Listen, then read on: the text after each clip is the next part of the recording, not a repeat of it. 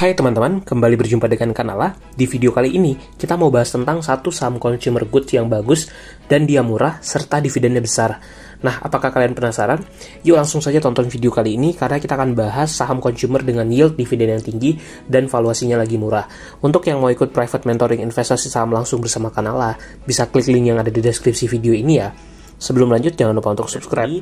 Webinar ini akan kembali kita adakan pada Sabtu 26 Juni 2021 dan ini detail materi yang akan dibahas di webinar tersebut.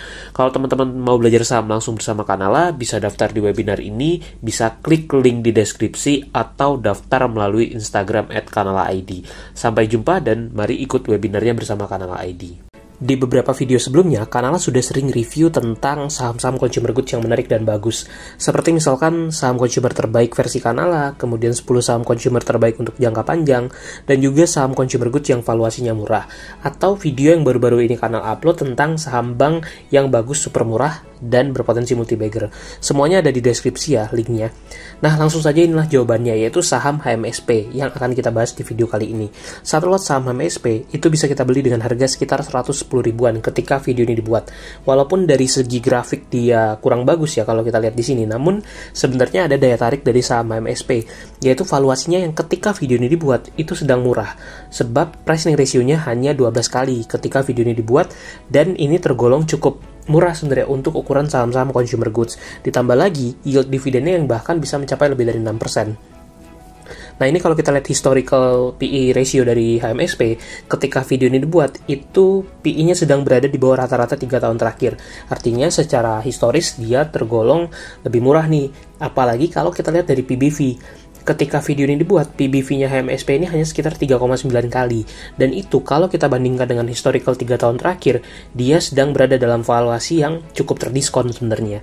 Nah, bagaimana nih tentang HMSP? Apakah menarik? Mari kita bahas dulu tentang dari perusahaan Sampurna ini. Perusahaan ini sudah listing itu sejak tahun 90 di Bursa Efek di Indonesia tentunya. 92,5% sahamnya itu saat ini dimiliki oleh Philip Morris Indonesia. Dan tahun 2005 itu Philip Morris membeli atau mengakuisisi HMSP ini. Ini adalah gambaran dari portofolio produknya HMSP. Ada rokok Sampurna, kemudian Jisamsu, Sampurna Hijau, dan beberapa merek lain yang mungkin teman-teman ada yang sudah familiar dengan produk-produk semacam ini. Tapi intinya, ini adalah salah satu pemain terbesar di industri rokok di Indonesia. Nah, bagaimana dengan fundamentalnya? Kalau kita lihat dari data income statement-nya, 10 tahun terakhir itu sampai tahun 2018 revenue-nya masih terus naik.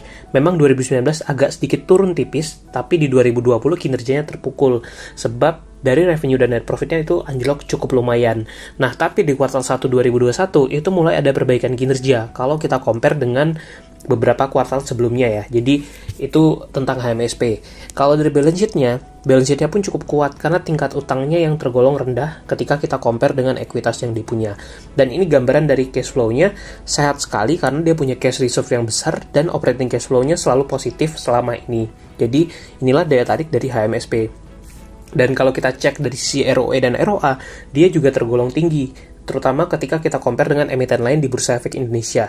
Net profit margin-nya itu mulai ada perbaikan juga di Maret 2021. Dan selama ini, net profit margin-nya itu selalu konsisten bisa di atas 10%. Hanya memang 2020 kemarin kinerjanya anjlok dan itu yang menjadi kekurangan HMSP. Nah, tapi poin minus lainnya adalah dari sisi growth-nya nih. Kalau kita perhatikan revenue growth dan juga net profit growth, itu sedang minus, terutama kalau kita lihat di tahun 2020 ya. Walaupun secara revenue dia menurun, net profitnya pun juga ikut menurun nih. Nah, kedepannya kita bisa tunggu seperti apa. Tapi daya tarik yang Kanala suka dari HMSP adalah emiten ini punya kemampuan untuk membayarkan dividen payout ratio itu mencapai 100%. Jadi seluruh laba bersih bisa dibagikan menjadi dividen. Walaupun di tahun buku 2020 itu payout ratio-nya sekitar 98,3%, tapi masih tetap cukup tinggi. Nah, kalau kita lihat kinerja terbaru HMSP, itu penjualannya kalau di-compare antara Maret 2020 dengan Maret 2021, itu memang turun tipis, tapi ini sudah ada perbaikan dibandingkan kuartal-kuartal sebelumnya. Dan teman-teman bisa cek tadi, kalau kita lihat dari sisi beban, maka inilah gambaran beban dari HMSP ini. Yang signifikan tentu saja di beban produksi langsung, misalkan dari bahan baku, kemudian juga overhead pabrik, dan pastinya poin pita cukai itu yang sangat berpengaruh terhadap beban HMSP ini. Jadi kalau kita lihat klasifikasinya di sini, itu bebannya bahkan mencapai 20,3 triliun rupiah, yang mayoritas itu diakibatkan oleh beban pita cukai ini, yang memang naik dari tahun ke tahun. Nah, kendati demikian, kalau kita lihat dengan adanya efisiensi dari HMSP ini, kalau dilihat di beban-bebannya tadi, mereka bisa melakukan perbaikan kinerja dari sisi rasio profitabilitas, seperti di grafik ini. Di kuartal 1 2021 tuh mulai ada pemulihan untuk profitabilitasnya HMSP. Nah, sehingga kalau diasumsikan di 2021 itu earning per share-nya masih bisa meningkat dibandingkan 2020. Kita berharap saja semoga ini benar dan kinerja HMSP membaik. Nah, daya tarik sesungguhnya itu selain dari kinerja yang menarik adalah valuasi HMSP. Mungkin ada yang komen, kok PBV-nya bisa berkali-kali lipat dibilang murah. Nah, penyebab valuasi HMSP seperti ini itu karena memang ekuitasnya tidak bertumbuh dari tahun ke tahun. Kenapa? Karena mayoritas laba bersihnya atau bahkan semua laba bersih itu dibagi menjadi dividen. Karena book value-nya nggak nambah-nambah dari tahun ke tahun, maka artinya PBV-nya akan tetap tinggi sampai seterusnya kalau mereka tetap konsisten dengan kebijakan semacam ini. Alhasil, kita lebih suka memvaluasi menggunakan price-earning ratio. Dan saat video ini dibuat, itu PER-nya HMSP hanya sekitar 12,6 kali, yang kalau kita compare dengan emiten-emiten consumer lainnya, ini tergolong cukup lebih murah sebenarnya. Jadi, ini sisi plus dari HMSP. Nah, kita akan coba bicara dividend yield.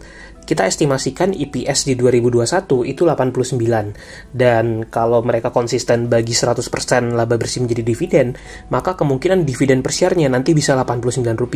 Di harga hari ini, yaitu 1125, yield dividennya itu bahkan bisa mencapai di atas 7%. Inilah daya tarik dari HMSP kalau menurut Kanala, yaitu dia bisa membagi dividen dalam jumlah yang cukup lumayan dan yieldnya menarik kalau kita bisa beli di harga yang murah. Bagaimana? Apakah kamu tertarik? Kalau Kanala sebenarnya tertarik dengan saham HMSP, apalagi kalau kita lihat track record dividennya. Bahkan di tahun buku 2020, mereka bisa menjaga payout ratio dividennya mendekati 100%. Dan ketika situasi normal, Kanala yakin HMSP ini akan makin bagus dan bisa membayarkan dividen yang lebih baik tentunya. Nah, kalau dari sisi likuiditas, kita perhatikan tingkat utang HMSP juga sangat terjaga, yaitu hanya 39% dibanding ekuitasnya. Termasuk kalau kita perhatikan dari cash ratio, kemudian current ratio, ini rasionya sangat bagus, dan ini menandakan bahwa HMSP punya kinerja keuangan dan kondisi keuangan yang sehat dan menarik. Jadi, ini satu skor positif lain untuk HMSP. Dan kalau kita compare dengan Philip Morris International, induk usaha itu dihargai dengan valuasi price-earning ratio sekitar 18 kali. Sementara di Indonesia, kita bisa membeli saham Sampurna dengan valuasi price-earning ratio hanya 12 kali. Ini compare antara perusahaan rokok di luar negeri dengan di Indonesia. Jadi lebih murah nih valuasinya yang di Indonesia. Dan kita jadi teringat dengan quote Warren Buffett yang bilang, ketika kita punya porsi kepemilikan di bisnis yang bagus dan juga manajemen yang bagus, maka favorite holding periodnya adalah forever, dan ini menurut Kanala bisa diterapkan kalau kita mampu membeli saham MSP di valuasi yang lebih murah lagi atau jauh lebih murah dengan kualitas manajemen yang bagus, kemudian juga rasio profitabilitas yang oke, dan bisnisnya yang bagus. Walaupun ada tantangan dari segi cukai rokok ya, tapi kita bisa berharap ada sesuatu yang menarik di saham MSP. Nah, apakah kamu tertarik? Kalau Kanala, strateginya akan lebih mengandalkan dividen dari HMSP ini, terutama kalau bisa dapat dividen yang 7-8% ya per tahun.